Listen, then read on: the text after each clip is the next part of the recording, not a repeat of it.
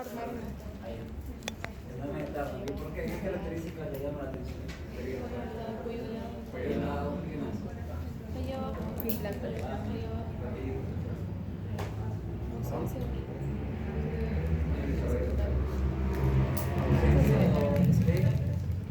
Desarrollo de caracteres sexuales primarios o secundarios. Secundarios, ¿no? ¿Cuáles son los caracteres sexuales primarios?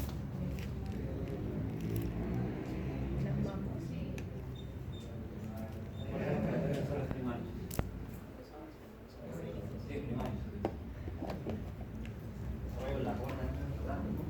La ovario, a eso nos referimos con caracteres sexuales primarios. Bueno, vamos a repasar un poco en realidad la parte de fisiología que es importante, ¿no? Yo creo que tienen bases sólidas para poder hablar de la parte patológica. Saben ustedes, recordarán, chicos, las clases de biología, ¿no? Que la formación, la aparición de la cresta orogénica en la cuarta semana, la migración de las células femenines alrededor de la sexta semana, ¿no? Y que lo que va a determinar que hay una diferencia sexual tiene que ver con que la expresión de gen SRY, ¿verdad? Para que finalmente estas células germinales puedan diferenciarse ya sean en ovarios o en testículos. Entonces, si hay presencia de gen SRY, ¿qué va a determinar ello? Va a determinar finalmente, pues no, que se vayan a expresar pues, ya sea el fenotipo femenino o masculino, ¿verdad? Desde la presencia de cromosomas XX se transforman los ovogonias, ¿no? Se van a formar los ovogonias, las cuales se van a dividir por mitosis y estas van a entrar en una primera fase meiótica y se detiene esto en la fase de diplo. ¿No? ¿Hasta cuándo? ¿Hasta cuándo se detiene en la fase de proteína?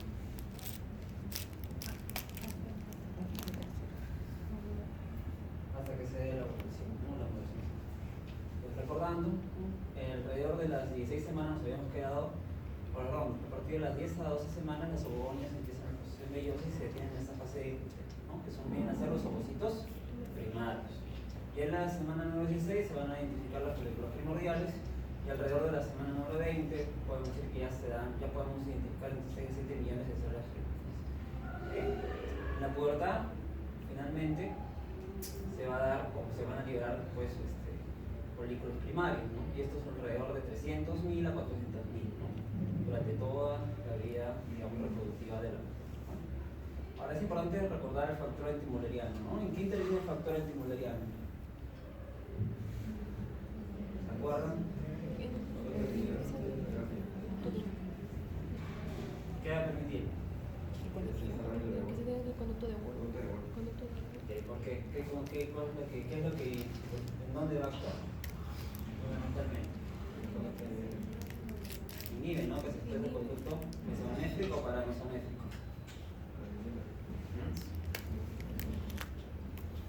Lo inhibe, ¿verdad?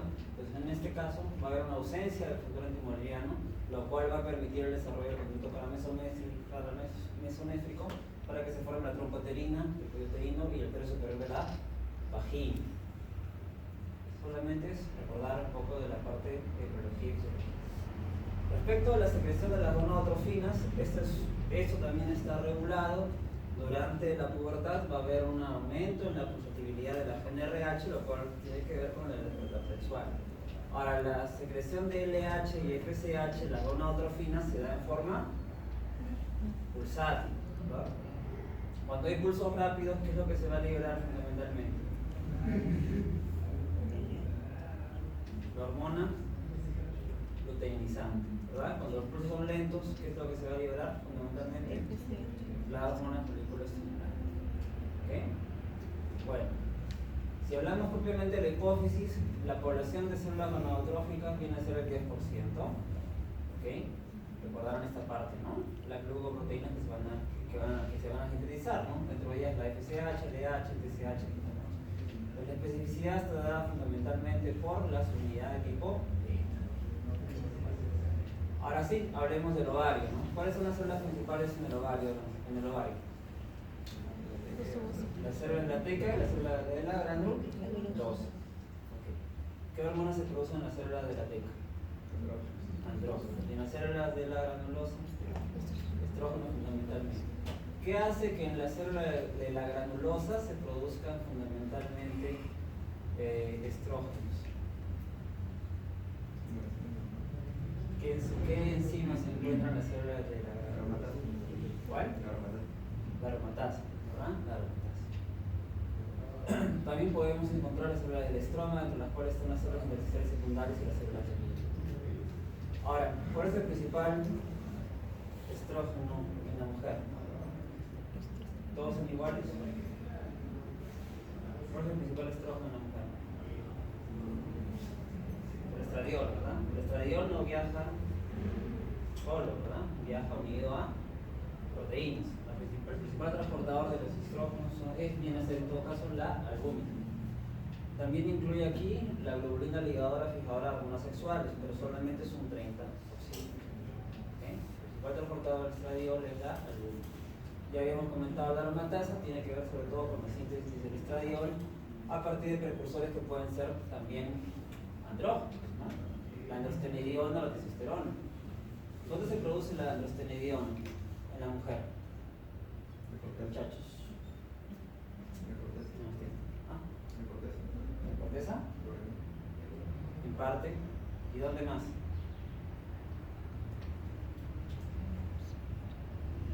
¿En qué parte de la corteza de la glándula suprarrenal? La capa reticular. ¿Y en otro órgano más se produce la androstenediona?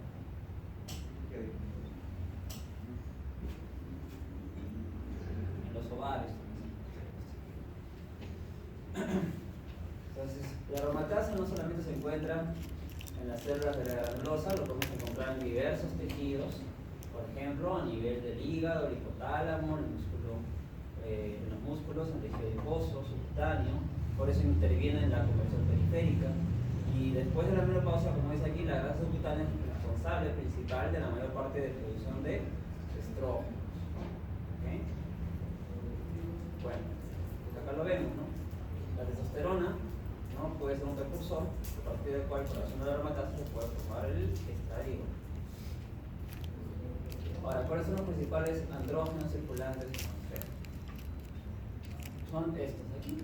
La dihidroepiandrosterona, que propiamente o es específica de qué glándula, de la adrenal. Casi la totalidad de la dihidroepiandrosterona sulfato se produce en la capa reticular. La androstenediona tiene una producción tanto ovárica como suprarrenal, un 50% ovárico, 50% suprarrenal.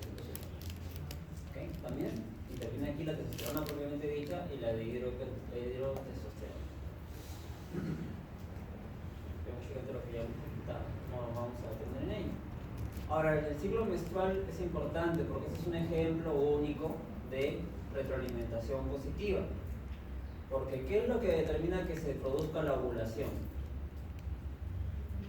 La elevación en los estrógenos. El estradiol se va a elevar y eso va a determinar el pico, sobre todo fundamentalmente de la hormona luteinizante, lo cual va a permitir que se dé la ovulación. ¿Okay? Podemos verlo de otra manera, ¿no? El ciclo menstrual a nivel del endometrio y a nivel de los ovarios. Si hablamos a nivel de los ovarios, vamos a ver que en la fase hay una fase que es proliferativa, ¿verdad? En la cual vamos a encontrar que va a haber una formación de folículos primordiales, ¿verdad? Y después una fase lútea. ¿Okay? ¿Qué se forma en la fase lútea?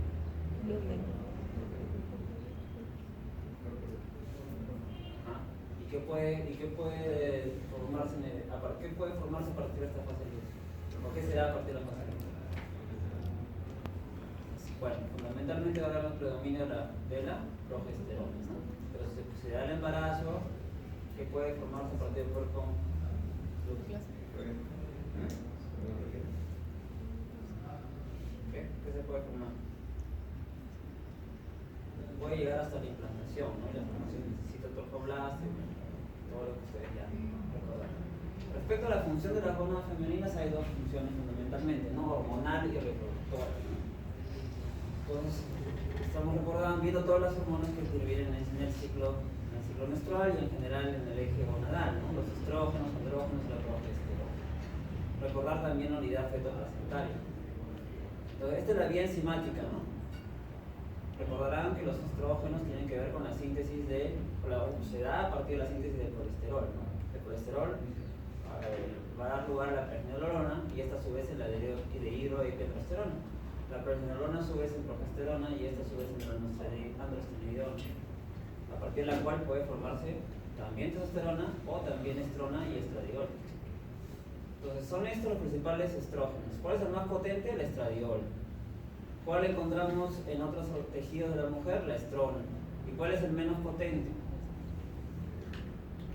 El estriol. ¿Dónde también encontramos el estriol? Durante el embarazo, en la placenta, ¿no? Ahora, los estrógenos como la progesterona tienen diferentes funciones, ¿no? Justamente ahora lo vamos a revisar. Respecto a las funciones del útero, recordarán que hay una fase proliferativa en la cual intervienen citocinas. A nivel histológico también hay cambios, ¿no? ¿Qué hormona predomina en la fase proliferativa? Los estrógenos, ¿verdad? Y a nivel histológico podemos encontrar los vasos espirales de la capa funcional, ¿no? Que están bien definidos, ¿no? Con un grosor total de 6 a 10 milímetros. ¿Okay? En cambio, en la fase secretora, ¿qué hormona predomina aquí? La progesterona. Entonces, los vasos sanguíneos van a estar con una apariencia tortuosa, ¿no? Como se ve acá. También hay un mayor acúmulo de glucógeno. ¿Okay? Ahora, durante la fase de la ovulación, también se van a producir prostaglandinas, ¿no? Es importante también recordarles. Bueno, en la menstruación, básicamente lo que se va a dar es que no hay una implantación. Acá sobre todo intervienen las prostaglandinas 2-alfa y la E2, ¿no? La cual va a producir un proceso de vasoconstricción y relajación progresiva de los vasos espirales, lo cual va a dar lugar a una isquemia del endometrio, ¿no? Ahora, si hay concepción, ¿no? Esta usualmente se da en la segunda mitad de la fase secretora, ¿no? Y con la formación del cincito dorcoblasto, que va a secretar la GnRH. Estas son las funciones que les comentaba de los estrógenos. A nivel de los genitales internos, estimula el crecimiento. A nivel del endometrio, también, y hace que se convierta esto en una fase proliferativa, ¿no? En la mucosa vaginal, el predominio de los estrógenos, lo que va a hacer es fundamentalmente que la mucosa vaginal sea rosada y el moco cervical, ¿cómo va a ser? Fluido, ¿verdad? Acuoso. En cambio, en la fase secretora, donde predomina la progesterona, el moco cervical generalmente es más espeso. Eso también es un método anticonceptivo, pero evidentemente no es el ideal, ¿no? Poder evaluar la filancia, ¿no? En este caso, del moco cervical. Bueno, a nivel de las mamas, los estrógenos promueven el estímulo, promueve el crecimiento de ellas y va a permitir también a nivel del hábito corporal la distribución característica de la grasa. ¿Okay? Por eso que cuando hay hipogonadismo, hay un acúmulo o una mala redistribución de la grasa corporal. Pues una causa de obesidad es el hipogonadismo, ¿okay? Tanto femenino como masculino. Es una causa de obesidad endógena. Bueno, a nivel del tejido óseo, el aumento de los estrógenos va a favorecer el cierre del cartílago de crecimiento. Y eso es lo que va a frenar el crecimiento lineal de los huesos. Entonces, si alguna vez un familiar, un familiar que tenga talla baja o que le preocupe la talla, ¿no? Y si ya está en la menopausia, entonces y ese familiar le pregunta a ustedes si es que va a poder seguir creciendo o no, si va a crecer 10 o 20 centímetros más a futuro. Entonces, ¿qué le responderían ustedes? Si ya está, la paciente ya ha tenido su primera menstruación, tiene alrededor de 14, 15 años. Probablemente no, ¿verdad? Porque el pico de los estrógenos ya probablemente ha cerrado el cartílago de crecimiento. Obviamente no es que no vaya a crecer, pero obviamente no va a ser a una velocidad como fue durante la pubertad. Bueno, hay otras funciones de los estrógenos también a nivel del metabolismo del agua y del sodio. Los estrógenos aumentan la obtención de sodio y también la del agua, ¿no? La progesterona también se ha visto que claramente incrementa la obtención del sodio. Son algunas otras funciones fuera de las que son meramente sexuales, ¿no? A nivel, los estrógenos también tienen a nivel de la tiroides un efecto anabólico. Listo, eso fue recordar y respecto a la fisiología. Ahora hablemos un poco ya de la fisiopatología. Entonces, si hablamos de hipogonadismo, debemos evaluar si estamos ante una sospecha de una deficiencia de secreción de gonadotrofinas o el defecto está a nivel de los ovarios, ¿no? Si pensamos que la deficiencia está en la secreción de gonadotrofinas, hay un diagnóstico diferencial amplio, ¿no? Desde tumores, hemorragias, que ya hablaremos. Si Si son los ovarios los que están alterados, podemos pensar en una disgenesia gonadal. Ejemplo. Un ejemplo de disgenesia gonadal. Un ejemplo. ¿Ah? Síndrome de Morris, ya, puede ser. Okay. ¿Alguna otra más común que mostramos en la lámina inicial? Síndrome de Tarda, ¿verdad? También una extirpación quirúrgica, una falla ovárica prematura, que generalmente la mencionamos cuando esto se da antes de los 75 años en una mujer, también como consecuencia de tratamientos, por ejemplo, radioterapia, es una de ellas. Este cuadrito es bien interesante recordarlo, ¿no? De repente regresamos a él más adelante, sobre todo cuando evaluamos un paciente con hipogonadismo, ¿no? En una mujer. Este enfoque diagnóstico debería estar siempre en nuestra mente, ¿no? Cuando evaluamos un paciente con hipogonadismo. Entonces, si pensamos en hipogonadismo, debemos primero preguntar si el defecto está a nivel de la secreción de gonadotrofinas o en el ovario, ¿de acuerdo? Pero la segunda pregunta sería, si estamos evaluando a un paciente en que sospechemos que el problema es en el ovario, si estamos ante un paciente que está en edad adulta o es un prepuber, ¿no? Entonces, si es un prepuber, ¿en qué podríamos pensar si estamos sospechando que el defecto está en el ovario, propiamente? Tendríamos que pensar en una disgenesia gonadal, entonces en un síndrome de Turner. ¿Han visto, recuerdan cómo es el fenotipo de un paciente con síndrome de Turner? Usualmente tiene una talla baja. Entonces, eso es lo primero que habría que pensar. Si el hipogonadismo se da después de la pubertad, ¿va a afectar esto la talla del paciente? No, ¿verdad? No. Lo que sí vamos a encontrar son pérdidas de caracteres sexuales secundarios, que están en una edad adulta. Ahora, si yo estoy pensando que el defecto está a nivel de la hipófisis o el hipotálamo, tendría que también preguntar si este defecto apareció antes de la pubertad o después de la pubertad. Entonces, si pienso que fue antes de la pubertad, podría encontrar que va a haber una talla alta. ¿Han llevado a clase de hipogonadismo masculino? ¿Sí? ¿Sí? Entonces es más fácil comprenderlo, ¿no? Entonces, si se dio antes de la pubertad, ¿qué podemos encontrar? En un varón. ¿Qué encontraríamos en un varón? Un hábito mucoide. ¿Se acuerdan de la imagino que les han explicado eso, verdad? Sí. Bueno, eso es en el varón, ¿no? En la mujer también eso se puede manifestar con una talla alta.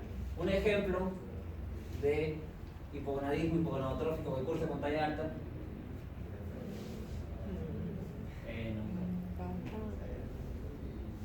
Bueno, lo veremos adelante, el síndrome de Kalman, ¿no? Síndrome de Kalman. Si fue después de la pubertad, vamos a ver inmadurez sexual o también pérdida de caracteres sexuales secundarios. Pues la etiología del hipogonadismo femenino es diversa. Podemos evaluarla o enfocarla como causas de amenorrea también, o como causas de infertilidad. Si hablamos de causas de amenorrea, caben diversas, ¿verdad? En una mujer en edad reproductiva, ¿cuál es la principal causa de amenorrea? Embarazo, muy bien, muchachos. Otra causa de amenorrea puede ser esta en una mujer en edad reproductiva, el síndrome de ovario poliquístico, ¿verdad? El síndrome de ovario poliquístico tiene varias formas de ser clasificada. La última, la que usamos, son los criterios de Rotterdam del año 2003, ¿verdad? ¿Se acuerdan? Se han rotado conmigo, ¿no? La anovulación, uno de ellos, el hiperandrogenismo y el criterio ecográfico. Si cumple dos de estos criterios, podemos catalogar a una paciente como síndrome de ovario poliquístico. También están acá defectos a nivel de la hipófisis, el síndrome de Sheehan, que veremos un poco más adelante, adenomas hipofisiarios, también hipogonadismos hipotalámicos por afectación a nivel de la secreción de gonadotrofinas, también veremos problemas más mecánicos como el síndrome de Rokitansky, la formación de ginequias como consecuencia de un legrado uterino y la disgenesia gonadal que vamos a mencionar. Es otra manera de enfocar. Si hablamos del punto de vista bioquímico, podemos hablar de hipogonadismo primario y secundario, o hipogonadismo hipergonadotrófico, si es primario, y el defecto está fundamentalmente en las gónadas, ¿no? En los ovarios. Si es un hipogonadismo secundario, este puede ser normogonadotrófico o hipogonadotrófico, también llamado esto hipogonadismo secundario, ¿no? El defecto está en el hipotálamo o en la hipófisis. Hay diversas causas, se pueden clasificar en congénitas, hereditarias o adquiridas, cualquiera de ellas. Iremos viendo algunas. Primero hablemos de hipogonadismo primario o hipogonadismo hipergonadotrófico. La causa más frecuente de hipogonadismo femenino es el síndrome de Turner, ¿no? El síndrome de Turner. ¿Okay? Hipogonadismo primario, quiero decir, ¿no? Si hablamos de otras disgenencias gonadales, también hay que tomarlas en cuenta, ¿no? Mencionaban por ahí síndrome de Morrison, de Claude, que ahora lo veremos. También puede darse esto como consecuencia de patologías tóxicas o infecciosas o por efectos hereditarios como la galactosemia y bueno, causas adquiridas también. Hablemos de la más importante, ¿no? de la causa de hipogonadismo femenino primario, el síndrome de Turner.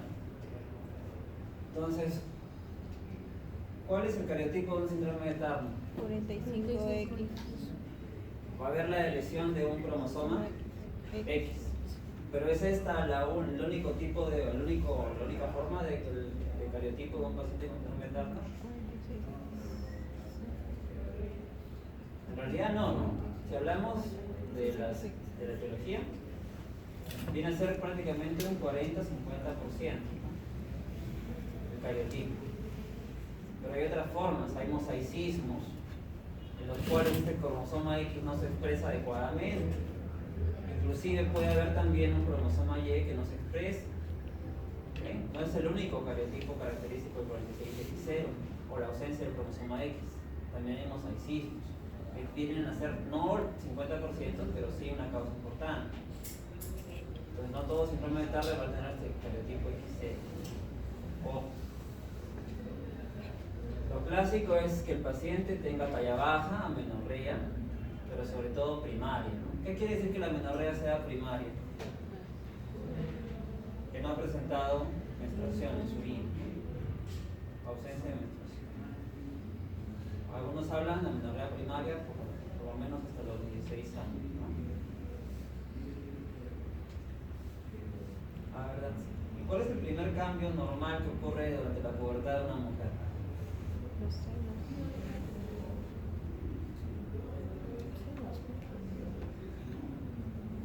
16 años es la ausencia de menorrea. Menorrea primaria es ausencia de menorrea, ausencia de menstruación a los 16 años. También puede ser considerado a los 14 años en ausencia de caracteres sexuales secundarios. Por eso les pregunto, ¿cuál es el primer cambio que se da en la pubertad en una mujer? Pregunta uno mal, de acuerdo. ¿Y el último?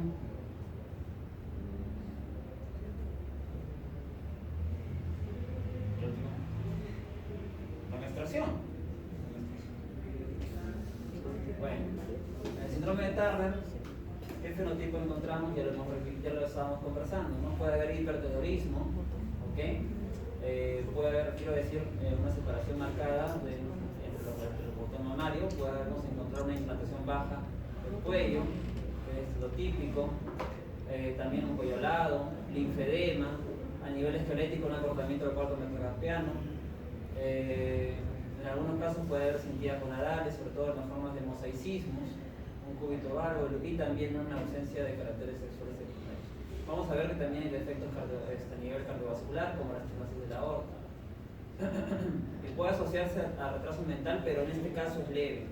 En realidad lo clásico es que usualmente en el síndrome de Turner pueden estas personas tener coeficiente intelectual aparentemente normal.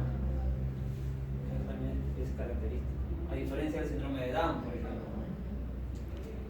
Bueno, como estamos en endocrino, sería importante recordar que endocrinopatías se asocian al síndrome de Turner, ¿okay? Además del hipogonadismo.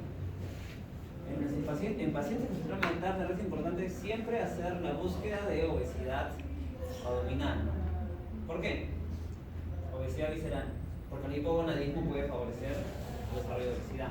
En pacientes con síndrome de Turner siempre hay que descartar, por lo tanto, también resistencia a la insulina, prediabetes, diabetes tipo 2, y dentro de las endocrinopatías es frecuente encontrar hipotiroidismo por tiroiditis de Hashimoto. ¿Okay? Es más frecuente el síndrome de Turner encontrar esta patología. Dentro de las alteraciones esqueléticas se puede encontrar un acortamiento del cuarto metacarpiano, también hay mayor riesgo de fracturas en estos pacientes, sobre todo porque se ha descrito que hay alteraciones por ejemplo, relacionadas al cromosoma X. Ahora, ustedes se preguntarán por qué en un paciente con síndrome de Turner de talla baja. ¿Alguien lo ha leído? Casi lo han leído, felicito, ya no puedo escuchar, ya no recomendaría que nadie escuche más la clase, no sé si sabes. Bueno, hay mutaciones en el gen SOX. ¿Ya? El gen SOX está muy relacionado con el cromosoma X. El gen SOX tiene que ver con el crecimiento de los huesos. ¿Okay? Por eso que cuando hablamos de síndrome de Turner muchas veces hay asociaciones con mutaciones en el gen SOX, que tiene que ver con el crecimiento, y por eso que hay asociación con talla baja. Eso es lo que se ha encontrado a nivel genético. También, dentro de las alteraciones cardiovasculares, es muy frecuente en los pacientes con síndrome de Turner que haya acortación de la aorta, alteraciones valvulares, sobre todo disección de la aorta en el embarazo, se ha descrito en algunas pacientes que pueden embarazarse.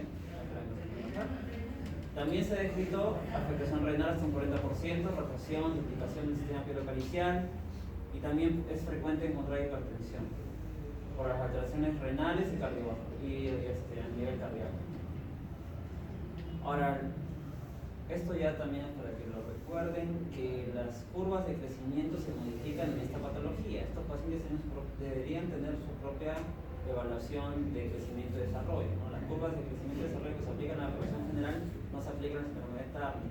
Entonces, siempre esos pacientes van a tener un retraso en su velocidad de crecimiento, ¿no? Y la talla baja va a ser siempre algo importante, ¿verdad?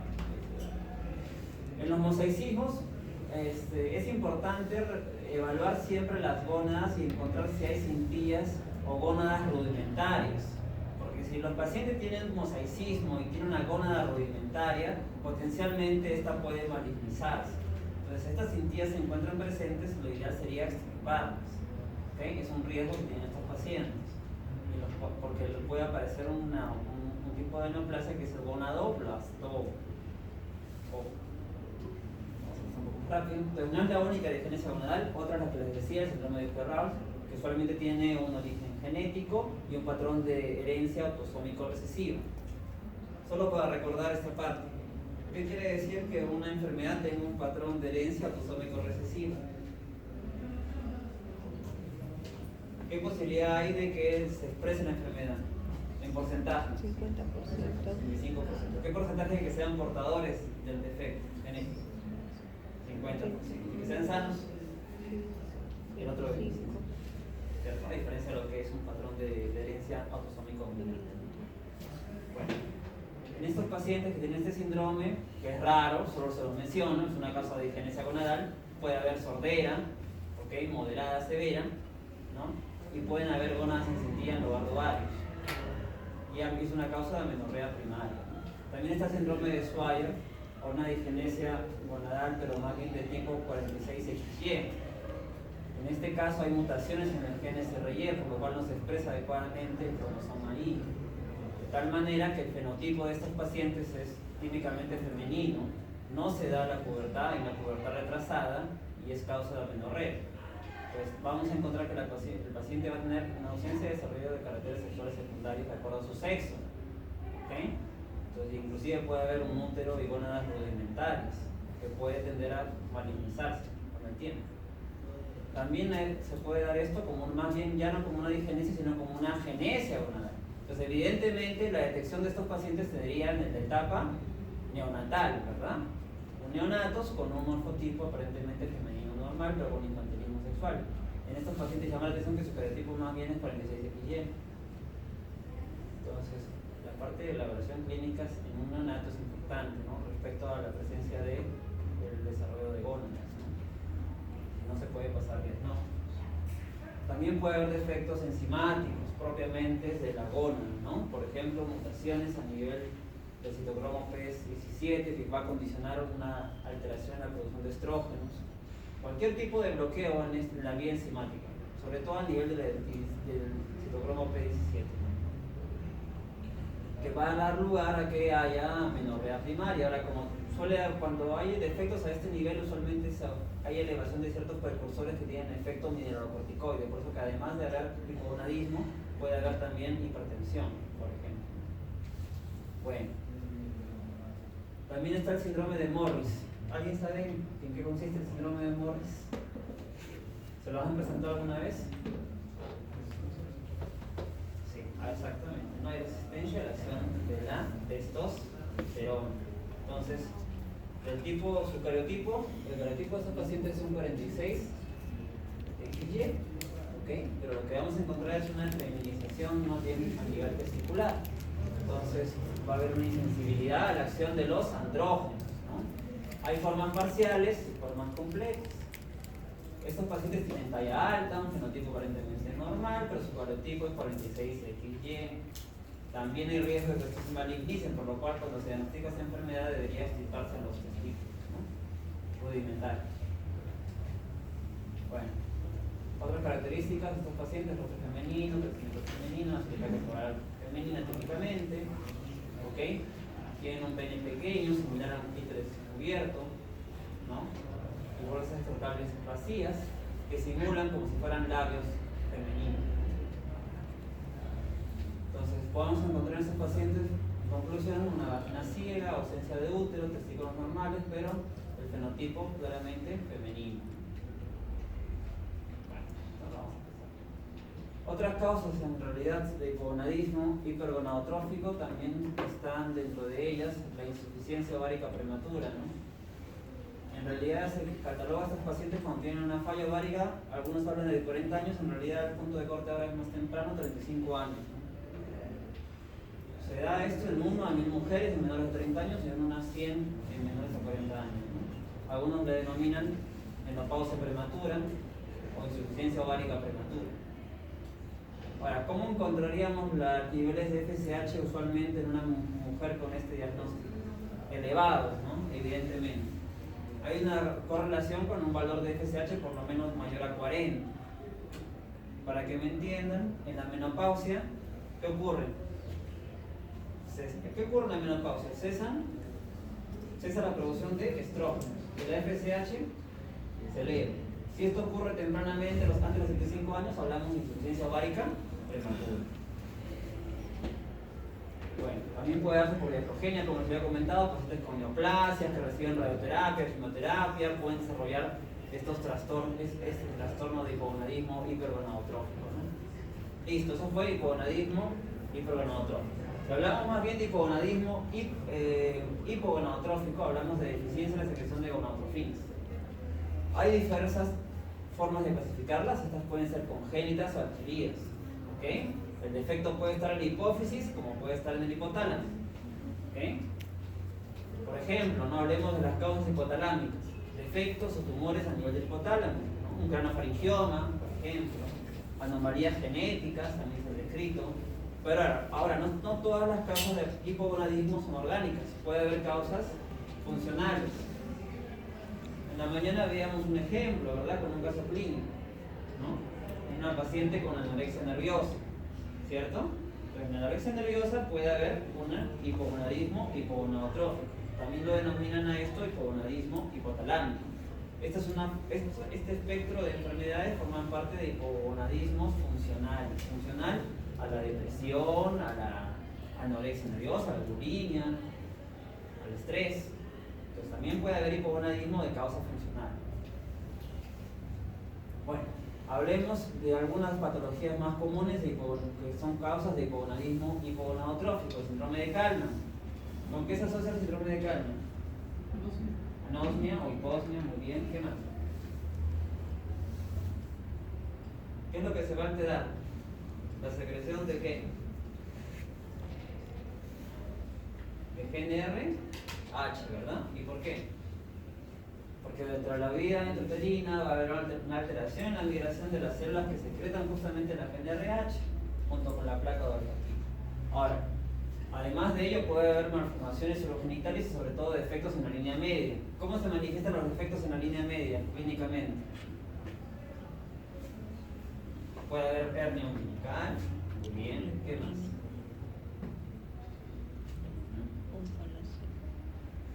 Holoprosencefalia, bien. Los defectos en la línea media, más común de repente, alteraciones en la hendidura palpebral, que también se pueden encontrar. Y el paciente puede tener sintomatología por efectos de masa, en algunos casos se describe. Entonces en la mujer vamos a encontrar infantilismo sexual. Algo diferencial en cuanto al síndrome de Kallmann por género es que en realidad esta patología es más frecuente en varones, se ven con mayor frecuencia. Sin embargo, el cuadro clínico sí es similar.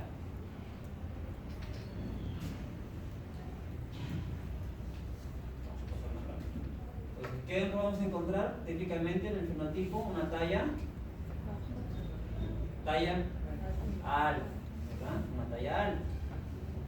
Bueno, hablemos de otros tipos de causas adquiridas, dentro de ellas las funcionales. Como les había mencionado, por trastornos de alimentación puede producirse una amenorrea hipotalámica, un hipogonadismo hipogonadotrófico, ejercicio extenuante y también el estrés.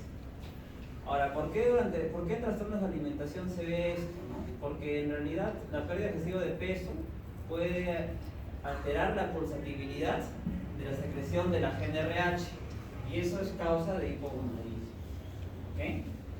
También durante el ejercicio intenso se da este mismo mecanismo o esta misma respuesta. Por eso que en atletas diuréxicos pueden tener algún grado de hipogonadismo y por lo tanto manifestar amenorrea. En situaciones de estrés también, ¿no? Situaciones de exámenes, situaciones, no sé, de alteraciones en la esfera emocional, de cualquier índole en realidad, ¿no? Todo eso es auditorías, en realidad eso es una área de teorías.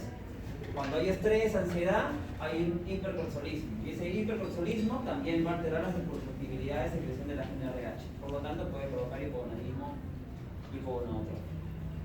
Son teorías, en realidad, ¿no? El aumento de la CRH, que aumenta los niveles de cortisol, y todo esto afecta la susceptibilidad de la secreción de la GnRH. Y es causa de hipogonadismo. También se ha descrito que hay una asociación con una menor acción de la leptina, ¿no? ¿Dónde se produce la leptina? ¿Dónde? Entonces, cuando hay pérdida de peso marcada, vamos a encontrar menores niveles de leptina. También el ejercicio intenso, el aumento de las beta-endorfinas también puede alterar la positividad en la RH. Bueno, esto es lo mismo que acabamos de mencionar. Si hablamos ya de causas orgánicas, podemos recordar a tumores, por ejemplo, germinomas, glioblastomas, que afectan al hipotálamo, ¿no? O gliomas, ¿no? También podemos pensar en la causa más frecuente de tumores hipoficiales, que vienen a ser los adenomas. Los adenomas hipoficiales, recordarán, solo es un recordaris, pueden ser funcionantes como no funcionantes, una clasificación. Pueden ser microadenomas o pueden ser macroadenomas. ¿Cuántos son ¿Cuándo hablamos de que son microadenomas? Menor a... Cuando son menores a un centímetro, ¿verdad? Lo que les decía, pueden ser funcionantes como pueden ser no funcionantes. ¿Qué tipo de tumores hipoficiales son funcionantes? Prolactinomas a la cabeza. ¿Qué más? Acromegalia, muy bien. ¿Qué más? Síndrome de Cushing, ¿no? Pleurocinomas, qué sé yo. Entonces, todas estas pueden ser causas de hipogonadismo. Ahora, también hay otras causas de hipogonadismo, ¿no? Por ejemplo, la apoplejía hipofisiaria de tipo isquémico. Un ejemplo, síndrome de Schiffman, ¿cierto? Síndrome de Schiffman, en la evolución, clínicamente, ¿qué es lo primero que va a producir? Insuficiencia suprarrenal aguda, ¿cierto? Puede acompañarse de galactia. Pero, como este es un proceso que se va a perpetuar, puede agregarse hipogonadismo, hipotiroidismo secundario, ¿verdad? O deficiencia hormona de crecimiento a lo largo de la vida de la paciente. Entonces también es causa de hipogonadismo, síndrome de Schiffman. La hiperprolactinemia. ¿Por qué la hiperprolactinemia es causa de hipogonadismo?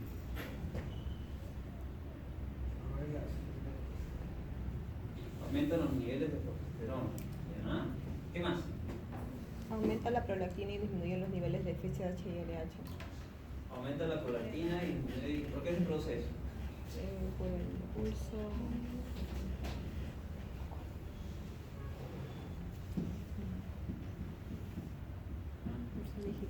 Bueno, también la hiperprolactinemia también altera la susceptibilidad de la GnRH en realidad. ¿Okay? Entonces causa un paciente con un prolactinoma, por lo tanto en su cuadro clínico también cursa con hipogonadismo. ¿Okay? Ahora, La hiperprolactinemia, como ustedes saben, no solamente se debe a tumores productores de prolactina, ¿no? Hay otras causas de hiperprolactinemia, ¿no? Hay causas de hiperprolactinemia fisiológicas como patológicas. Ya, una causa fisiológica de hiperprolactinemia. Embarazo. Embarazo, muy bien. Otra. Lactancia. Lactancia. Otra. Ejercicio, muy bien. Patológicas. Hipotiroidismo. Aparte, fuera de los tumores, fuera de los relacionados. ¿Perdón? Hepática, Compromiso del talle hipoficiario, muy bien. ¿Por qué? El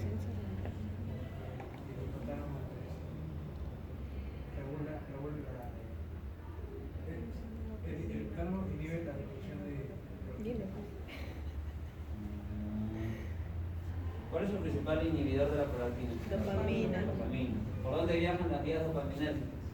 Por el tallo hipoficiario. Porque si hay una alteración en el tallo hipoficiario, podemos encontrar hiperprolactinemia. Otra causa de hiperprolactinemia, el hipotiroidismo primario, por ejemplo. ¿Y por qué? Ya lo habíamos comentado, ¿cierto? La TRH va a estimular a la prolactina, ¿no? Entonces, cuando hay un hipotiroidismo descompensado primario, pues causa de hiperprolactinemia. Por lo tanto, podría ser esto causa a su vez de amenorrea o hipogonadismo. Entonces, un paciente con hipotiroidismo primario descompensado puede tener hipogonadismo por este fenómeno o por esta situación. Listo. Entonces, en el cuadro clínico podemos plantearnos que estamos ante un paciente con hipogonadismo primario cuando no hay cambios en el carácter sexual secundario, no hay desarrollo de las mamas a los 13 años, o hay ausencia de vello púbico a los 14 años, o hay ausencia de menarque a los 16 años. Entonces ahí tendríamos que nosotros empezar a pensar si es que estamos ante alguna lesión, ya sea a nivel del ovario o a nivel del hipotálamo o hipófisis. Tomar en cuenta sí que en realidad el síndrome de Turner muchas veces sí lo podemos diagnosticar tempranamente porque vamos a encontrar además de hipogonadismo que otros estigmas, ¿no? otras características del síndrome de Turner. ¿Okay?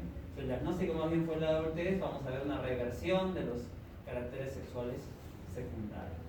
Clínicamente puede haber amenorrea, lo que habíamos mencionado, menor alteraciones en los caracteres sexuales secundarios, y también anovulación y, por lo tanto, infertilidad. Entonces, en cuanto al cuadro clínico, ya les había dicho, ¿no? Si es un prepuber, tenemos que fijarnos en la inmadurez sexual y también en trastornos en la talla, ¿no? Esto no es 100%, obviamente, ¿no? Vamos a encontrar talla alta si el hipogonadismo es hipergonadotrófico o hipogonadotrófico, usualmente. ¿Cuánto encontraríamos talla alta? Si el hipogonadismo es hipogonadotrófico o hipergonadotrófico. ¿Se acuerdan o no? A ver, muchachos.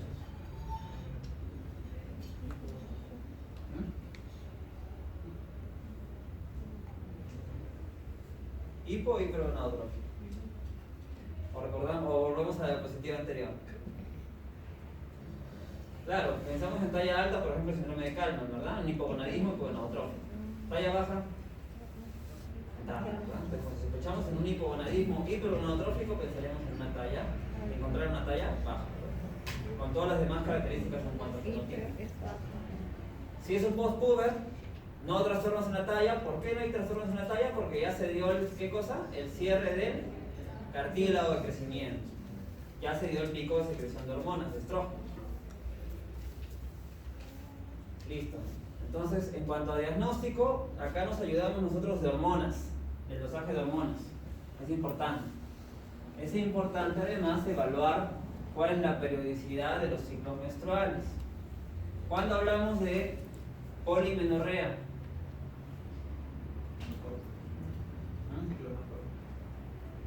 en una mujer adulta, ¿cuál es el punto de corte? ¿Qué le dije? ¿Menos de o más de? ¿Poli qué quiere decir? Varios, ¿verdad? Cuando los ciclos menstruales se dan en un periodo menor a 21 días. ¿Cuándo hablamos de oligomenorrea? Cuando los ciclos menstruales se dan en un periodo mayor a 35 días. ¿Ok? Pero es importante evaluar cuál es la periodicidad de los ciclos menstruales.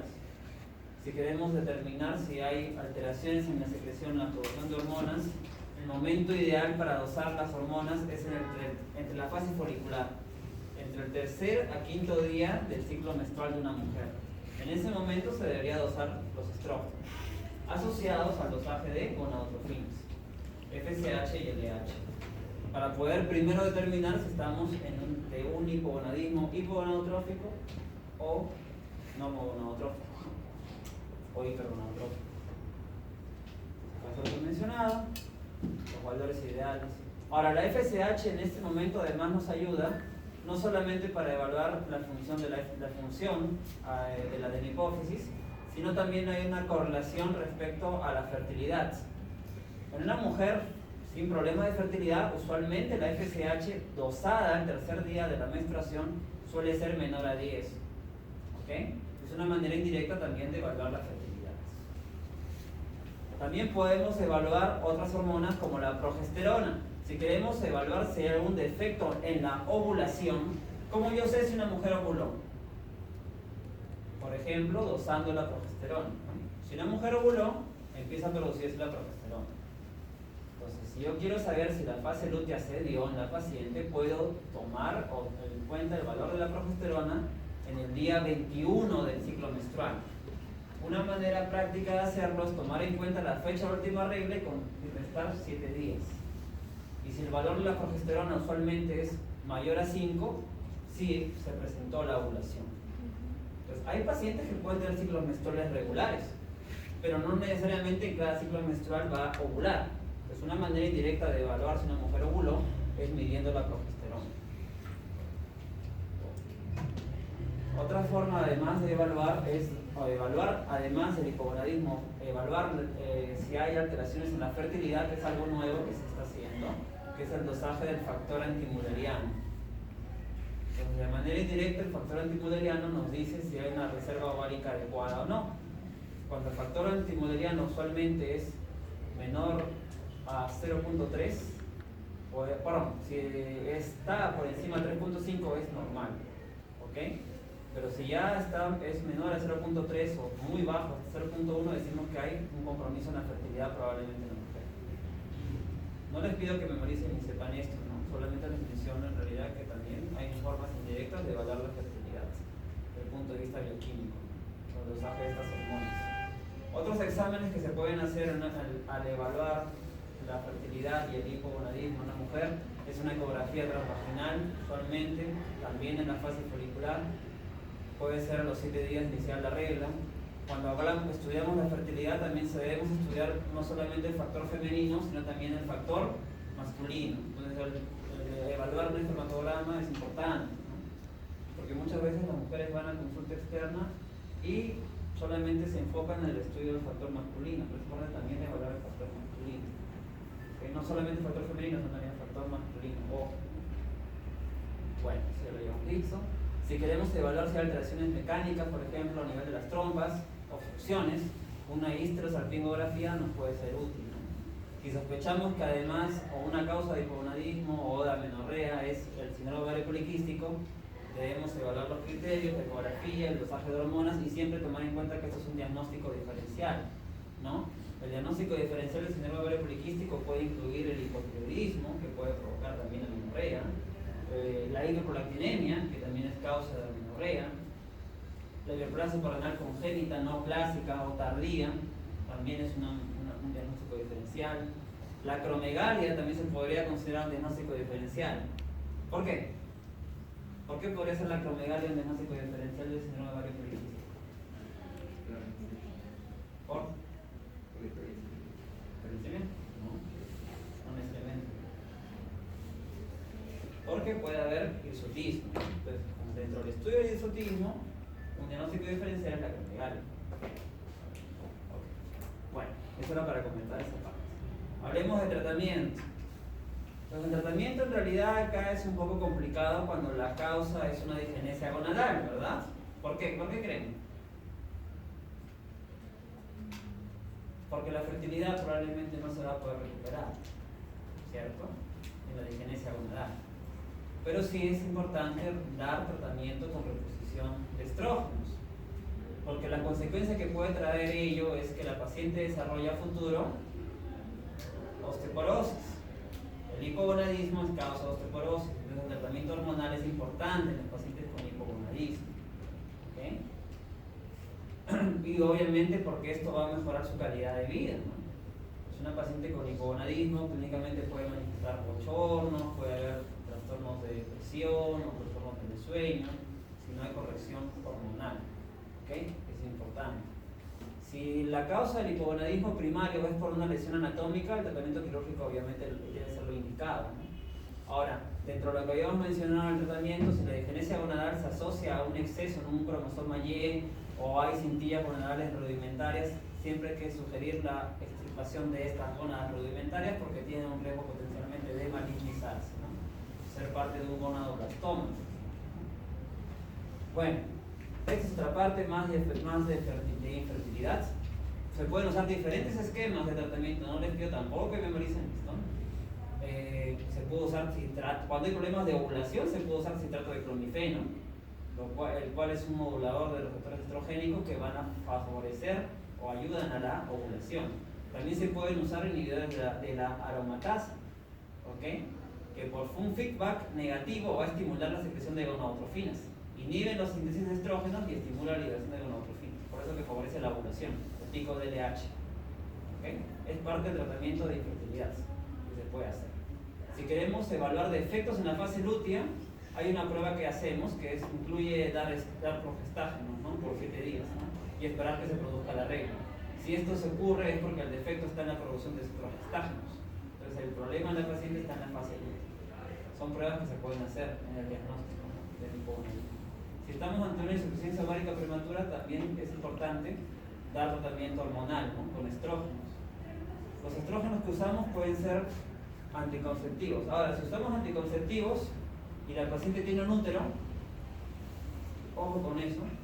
La pregunta que hay que hacerse cuando se da terapia de reemplazo hormonal es saber si la mujer tiene útero o no. ¿Por qué?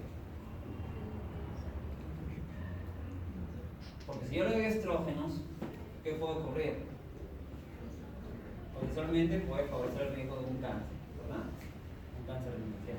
Entonces la terapia debe ser asociada a oposición hormonal. ¿Cuál es la oposición? El uso de progestágenos. Ahora, si la mujer o la paciente no tuviera útero, ahí no habría problema, solamente usaríamos estrógenos. ¿Ok? Bueno, propiamente dicho, en el síndrome de Turner el tratamiento es multidisciplinario. Vamos a incluir aquí al cardiólogo, al nutricionista, al endocrinólogo, al genetista, ¿ok? Y el seguimiento es de por vida, porque todas las complicaciones del síndrome de Turner pueden darse a lo largo de la vida: la aparición de diabetes, hipotiroidismo, prediabetes, resistencia a la insulina, problemas aórticos, malformaciones renales, pueden diagnosticarse tardíamente, fracturas, qué sé yo. Ok. Hay todo un plan de trabajo que se hace en estos pacientes con síndrome de Turner. Si el defecto más bien es a nivel del hipotálamo y la causa es funcional, entonces ¿cuál va a ser el tratamiento? Obviamente enfocarse en el problema de fondo, ¿no? Si hay depresión, si hay estrés, si hay anorexia nerviosa, hay que tratar ello, ¿no? Ahora, ya si el hipogonadismo hipotalámico se prolonga muchos meses, podríamos usar tratamiento hormonal. También está establecido. Pero si tenemos una paciente con anorexia, obviamente hay que enfocarnos en el tratamiento de la anorexia en forma primordial. Listo. Entonces, cuando hablamos de fertilidad, hay diferentes esquemas, terapias. Si hay un adecuado conteo de folículos, se puede usar terapias de reproducción asistida. ¿Okay? También hay terapias de reproducción asistida de baja complejidad, por ejemplo, incluyen la inseminación intrauterina. Para eso simplemente se requiere hacer un seguimiento ambulatorio con una ecografía. Y hay terapias complejas, ¿no? Por ejemplo, la fertilización in vitro, ¿no? Tomar ovocitos de la mujer y en un laboratorio hacer la fertilización in vitro, ¿okay? Y posteriormente implantárselos en el útero de la mujer, ¿no? Esta terapia se llama terapia de alta complejidad. Y se puede considerar esto en en estas pacientes con hipogonadismo. Sobre todo hay mayor chance en pacientes que tienen un defecto de hipogonadismo hipogonadotrófico. Porque si la diferencia es, bueno, si hay una diferencia gonadal, evidentemente no vamos a tener ovocitos que poder aislar. Bueno, pues son 3, 4. Entonces nos quedan